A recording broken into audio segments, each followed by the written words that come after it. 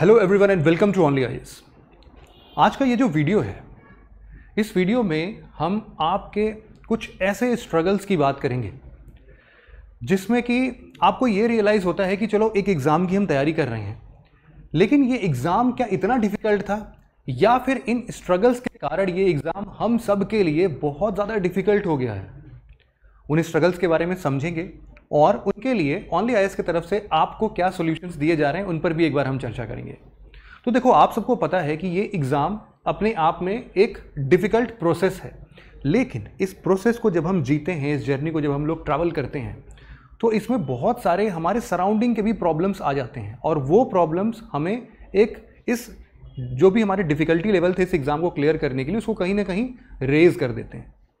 तो उन स्ट्रगल्स की बात करेंगे। देखो, आप सबके लिए आपके स्ट्रगल्स डिफरेंट हो सकते हैं, किसी के लिए ज़्यादा, किसी के लिए कम, लेकिन एट द सेम टाइम आपके स्ट्रगल्स के जो टाइप्स हैं या फिर जो उनकी क्वालिटी है, आप उसको भी बोल सकते हो कि वो भी कहीं ना कहीं डिफरेंट हो सकती है।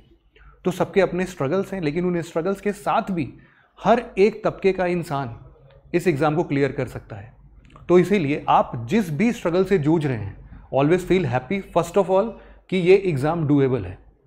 अगर उसके लिए कुछ परेशानियां हैं तो उनके सॉल्यूशंस फाइंड करते हैं, रादर देन कि हम ना इसको हमेशा अपने आप बर्डन लेके चलें कि मेरे पास तो ये संसाधन नहीं है, मैं ऐसा कभी कर नहीं पाया इसलिए मेरा सिलेक्शन नहीं हुआ। Do not blame the circumstances. Always feel कि जो भी सर्कमस्टांसेस में मिले हैं वो काफ़ी अच्छे हैं and at the same time हमें उन्हीं सर्कमस्टांसेस के बेसिस पर या फिर उन्हीं लिमिटेड रिसोर्सेज के बेसिस पर हमें इस एग्ज़ाम को क्लियर करना है। तो चलिए, आपके उन स्ट्रगल्स या फिर आपके इस जर्नी में ये स्ट्रगल्स कौन से पार्ट में हैं उनके बारे में हम चर्चा करेंगे। एट द सेम टाइम हम ये डिफाइन करने की कोशिश करेंगे कि एक्चुअल में उनका सॉल्यूशन क्या हो सकता है।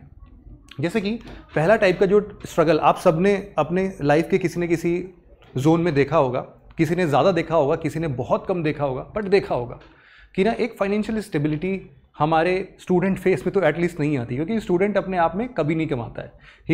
ही और शी इज़ ऑलवेज डिपेंडेबल, किसी न किसी पर निर्भर है, अपने पेरेंट्स पर हैं, ऑब्वियसली बहुत बार भाई बहन पर है, मतलब कुछ भी एक ऐसा पर्सन है जो कि उनको फाइनेंशियल सपोर्ट देता है। But there are many situations जहाँ से उनके फाइनेंशियल सपोर्ट्स मिल रहे होते हैं ना, या तो वो लूज़ हो जाते हैं या फिर ब्रेक हो जाता है या फिर उनके अपने लाइफ में कुछ बहुत बड़े डिज़ास्टर्स हो जाते हैं। उन सभी सिचुएशंस में कभी लोन नहीं पे कर पा रहे हैं, बहुत सारे डेट हैं। इन सब चीज़ों को जब आप फील करते हो तब आपकी परेशानी कहीं ना कहीं बहुत छोटी हो जाती है कि मैं तो एम लक्ष्मीकांत का लेटेस्ट वर्जन नहीं खरीद पा रहा हूँ। अरे, आपके पास ऑलरेडी है पहले वाला, शुक्रिया करो इस चीज़ का कि ऑलरेडी आप पढ़ सकते हो। किसी के पास वो भी नहीं है, बहुत मुश्किल से पढ़ते हैं लोग। तो देखो, इन सभी चीज़ों के लिए ओनली आईएएस का एक बहुत ही अच्छा सोल्यूशन है। हमने ना अभिज्ञान नाम से एक स्कॉलरशिप स्टार्ट करा है।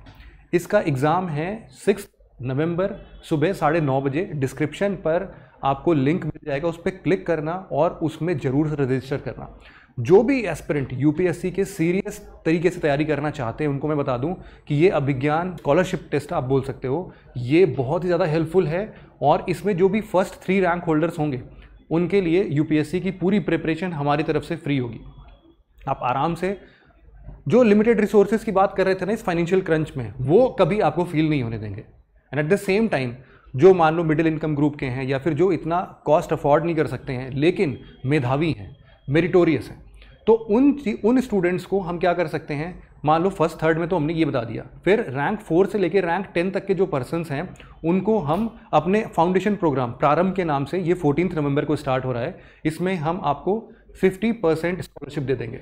And at the same time जो भी पर्सन रैंक 11 से 25 आएंगे उनको हम 25% की स्कॉलरशिप दे देंगे और जो रैंक 26 से 100 तक आएंगे उनको हम 10% की स्कॉलरशिप देंगे और जो 101 से लेके 200 तक की रैंक में आएंगे उनको हम एक इन्वायरमेंट का पूरा मॉड्यूल बनाया है हमने, बहुत ही बढ़िया से डिफाइन किया है, बहुत कॉम्प्रिहेंसिव है।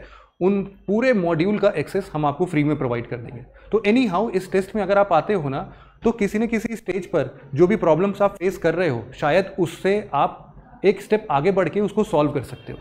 तो ये तो एक टाइप की हमने स्ट्रगल देखा है, but again there are plenty of other struggles as well. एक बहुत ही मज़ेदार स्ट्रगल है जिसके बारे में हम अभी चर्चा करेंगे। एक है सर्कमस्टांसेस, मतलब कि सर्कमस्टांशियल जो हमारे स्ट्रगल्स होते हैं वो ना कभी ऐसे आते हैं, जैसे कि मान लो अभी आपके चाचा जी का फ़ोन आता है या फिर ताऊ जी का फ़ोन आता है, कुछ भी आप बोल लो, कोई भी रिलेटिव का फ़ोन आता है और वो आपके पेरेंट्स को परेशान करते हैं कि अच्छा आपकी बेटी तो वहाँ पर प्रिपरेशन करने गई थी, अच्छा 3 साल से पढ़ रही है, उसका रिजल्ट नहीं आ रहा है अभी, अच्छा कोई दिक्कत तो नहीं है उसको। मतलब वो ऐसे एक्सप्रेशंस देते हैं ना कि फिर आपके पेरेंट्स डिप्रेस हो जाते हैं उस चीज़ में, फिर वो आपको कॉल करके आपके ऊपर प्रेशर क्रिएट करते हैं, फिर आप भी परेशान हो उस चीज़ में कि अभी यहाँ पर पहले पढ़ लें, पहले सारे सब्जेक्ट्स कवर कर लें, कि पहले पेरेंट्स की ये बात सुने कि 3 साल से हमारा प्रीलिम्स भी क्लियर नहीं हो रहा है। और उसके लिए क्या जस्टिफिकेशन दे, हम दिन रात मेहनत कर तो रहे हैं, कुछ एक चीज़ें छूट रही हैं उसको भी आइडेंटिफाई कर रहे हैं, बट स्टिल वो स्ट्रगल हर किसी के लाइफ में हो सकता है। और उनको दूर करने के लिए बहुत ही सिंपल सा सोल्यूशन है, आपको नेग्लिजेंस होता है और एक टर्म आता है जहां पर आपको थोड़ा सा अपने लिए ना सेल्फिशनेस वाले कैरेक्टर डेवलप करने पड़ते हैं, हमेशा के लिए नहीं, बस इस एग्जाम तक डेवलप कर लो। Try to ignore such people. आपके लाइफ में ऐसे लोग ना रहें तो सबसे बेहतर है, बट अगर उनके ना रहने से आपका ऐसा गुजारा नहीं चल सकता है तो एटलीस्ट आप उनकी बातों का बुरा ना माने, बोलने दें। हमेशा एक बात बोली जाती है ना कि action speaks louder than the words, तो इस चीज़ को फॉलो करें। आगे चल के आपके लाइफ में वो स्टेज आएगा जब आपको उनको बोलने की ज़रूरत नहीं होगी, आप बस उनके मुंह पर ऐसा बोल सकते हो ना कि एक अपना रिजल्ट थ्रो करोगे, और फिर देखना उनका स्टेटमेंट जो था कि मुझे तो पता था ये आपका जो बच्चा है ये पहले से पढ़ने में तो बहुत अच्छा था ही, अरे वो 2-3 साल की मेहनत तो लगी रहती है, कोई दिक्कत नहीं है, वो तो सब बच्चों के साथ होता है। तो उनका स्टेटमेंट यूँ चेंज हो जाएगा।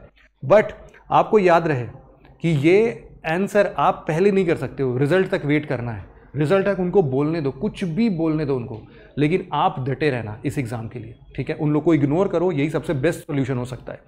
इसके बाद एक इन्वायरमेंटल सिचुएशन आती है जहाँ पर आपके पास में रिसोर्सेज की कमी हो सकती है, या फिर जैसे रिसोर्सेज की कमी कैसे होगी, आप किसी दूर दराज के गाँव में रह रहे हैं तो आपके सर्कमस्टांसेस नहीं हैं।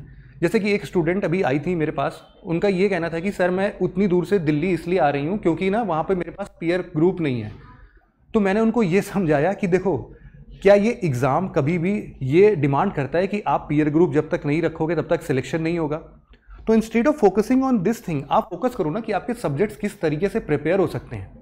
जो चीज़ें ऐसी हैं जिनके बिना भी इस एग्ज़ाम की तैयारी की जा सकती है, और ऐसे सर्कमस्टेंसेस या फिर ऐसे इन्वायरमेंटल कंडीशंस पर, मतलब वो इकोलॉजी वाला इन्वायरमेंट नहीं है बल्कि आपके चारों तरफ के जो लोग हैं या फिर जो आपका एक सिचुएशन बन रहा है उसके ऊपर बात हो रही है कि अगर वो एग्ज़ाम के लिए नहीं इंपॉर्टेंट है तो उनको छोड़ दो ना।